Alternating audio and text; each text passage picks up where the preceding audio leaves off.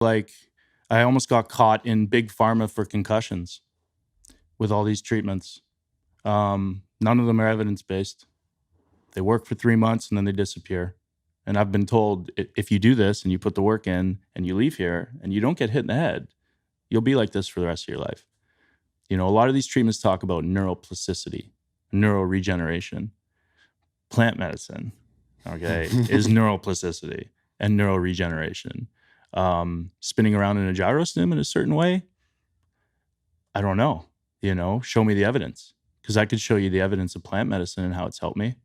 And tons of studies, double-blind placebo studies even, So I want to see that, And to your point, yeah, I mean, things happened in my life in that last year of my career where it really pushed me and opened my eyes. And I'd paid well over 6 figures out of my own pocket. And I was in a position where I couldn't do that anymore. I don't know how that's sustainable for anybody. And so I go in, QEEG basically maps your neurological pathways of the brain waves, delta, theta, beta, and compares those results to somebody your age. Okay. And I got that test, and that test sent me into really bad depression, anxiety, and then ultimately, because the test results were shit. Brutal, man. Just no good. Yeah. And it's like, okay, I've tried Mox acupuncture, functional neurology, craniosacral, ART, simple stuff like reflexology, changing my diet, certain drugs, and nothing worked. So that's where, and I talk about this a lot, hopelessness sets in without any other options, right? And thank gosh that I had this trip planned with a former teammate of mine, Riley Cote, to Boulder, Colorado. And he wanted to introduce me, now that I didn't have the rink, Jet Ice with the little kids, and then the rink inside of the practice facility at MB. Now I was able to kind of like, okay, I can start dipping a toe into other things so these parents don't think I'm off the reservation, And ended up going there, and it saved my life. I didn't do that QEEG thinking that, okay, I'm going to go get plant medicine and I'm going to come back 6 months ago. I'm going to retest and it's going to look sick. I went there searching. I was at the end of my rope. I'm a 34-year-old man. I have a car, I have a roof over my head. I have 3 beautiful children. I have a beautiful wife, and I want to kill myself.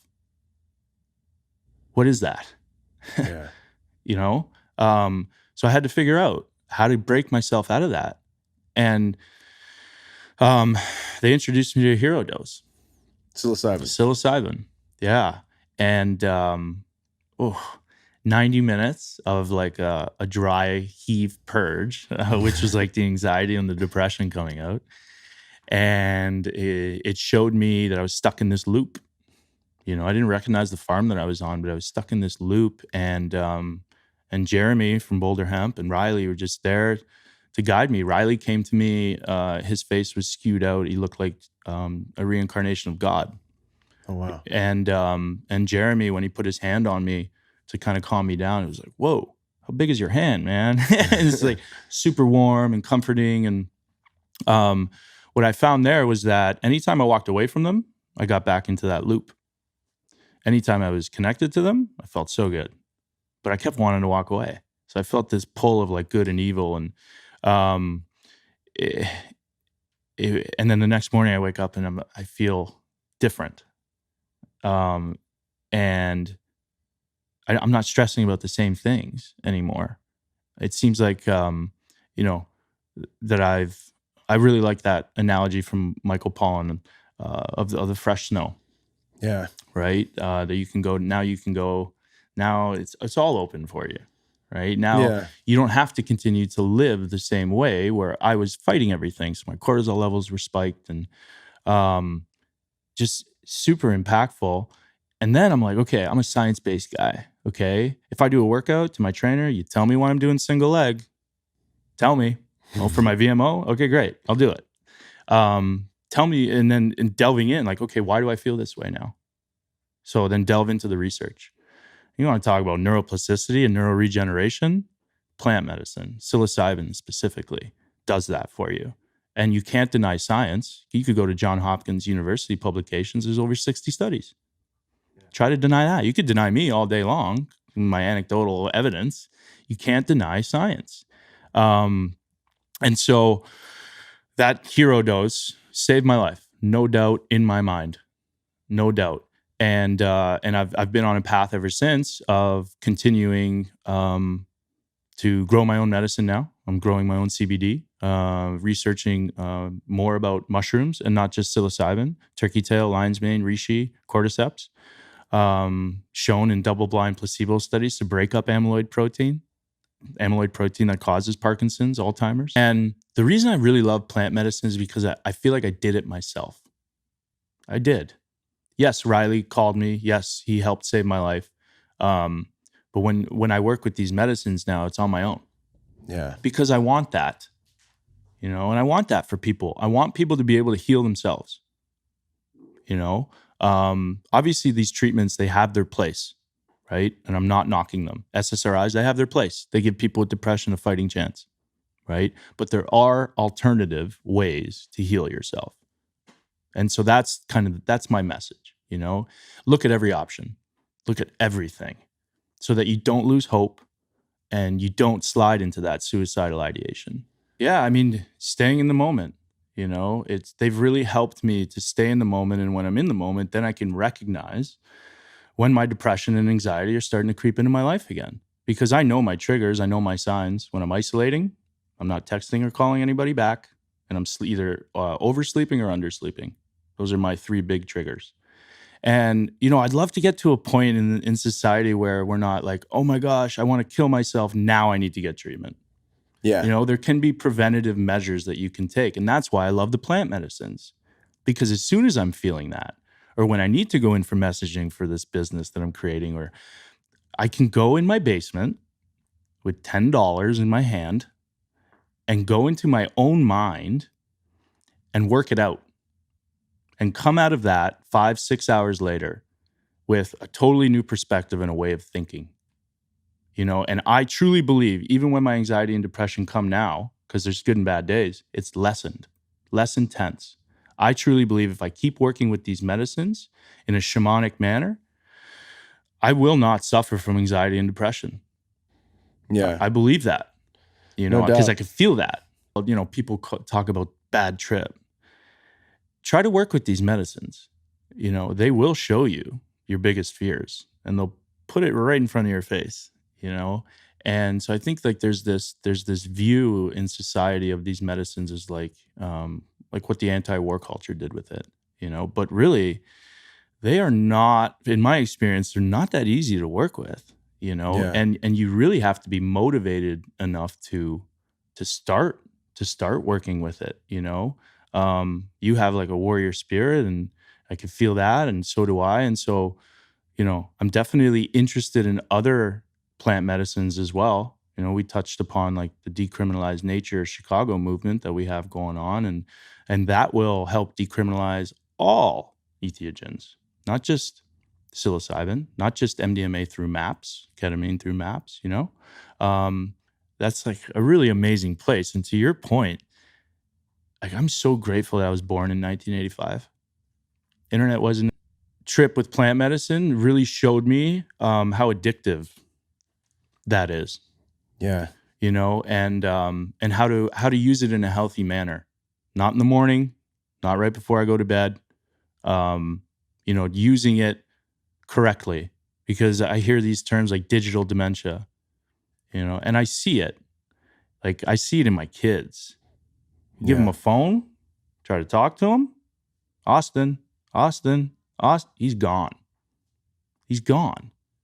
And you can see that. And then, there's studies that are coming out now on the white matter of your brain and what these screens are doing to people, So it's funny that like the mushrooms showed me that, they showed me that pull.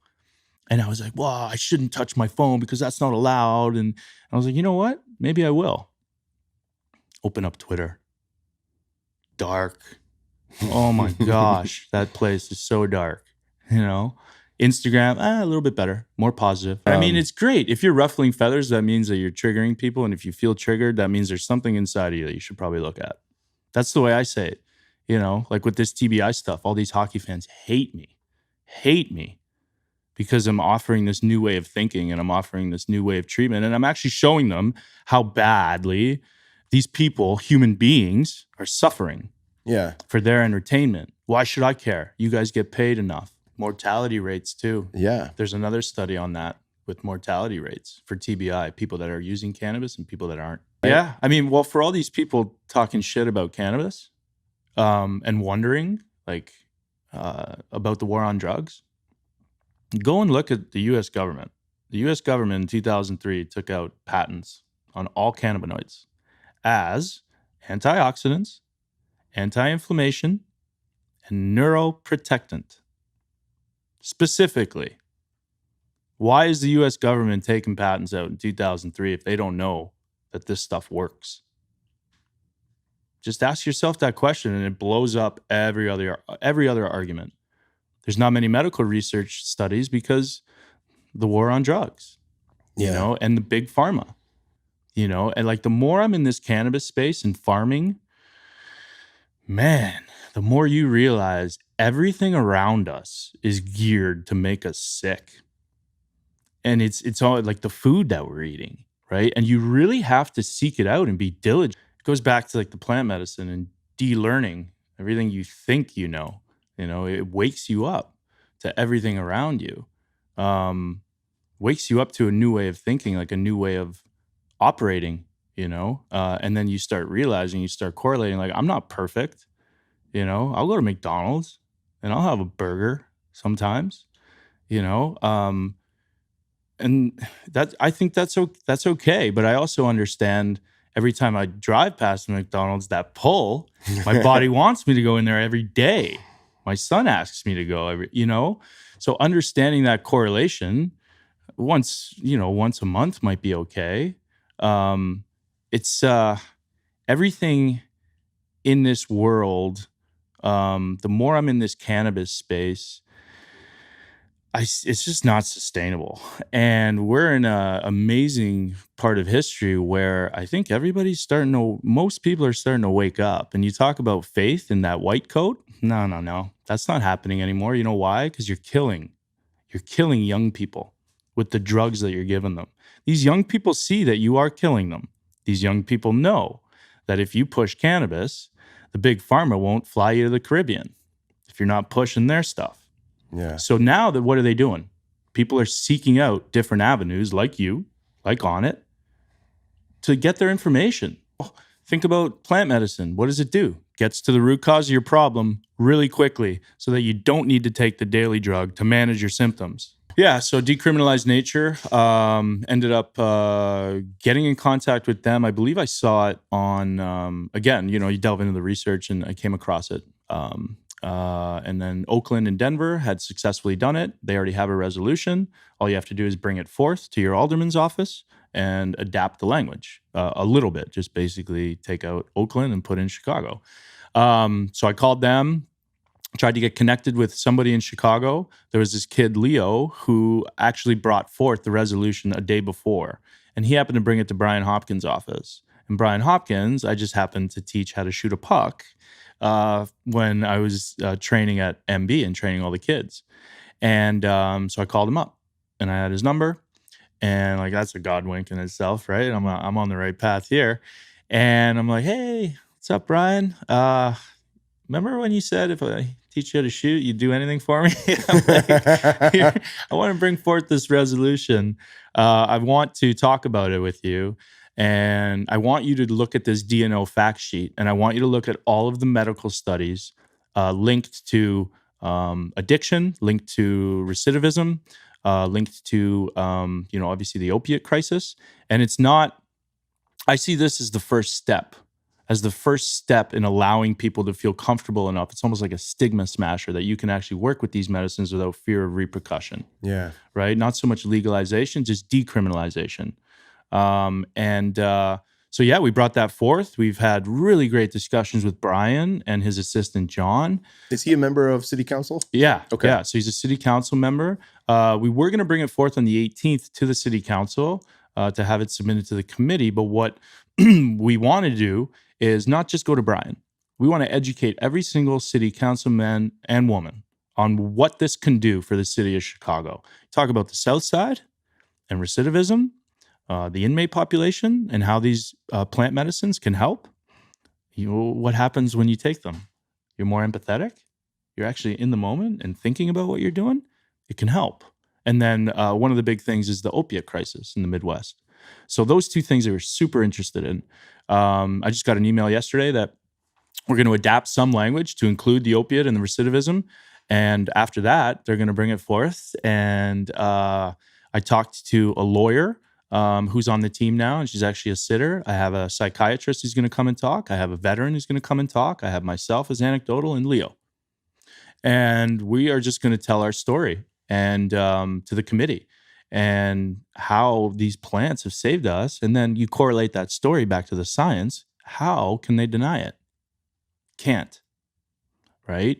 And if you do, that's okay. Well, we'll try again. Find a new treatment and say, all right, how do I use my platform to get this out to people in the right manner so that it can help?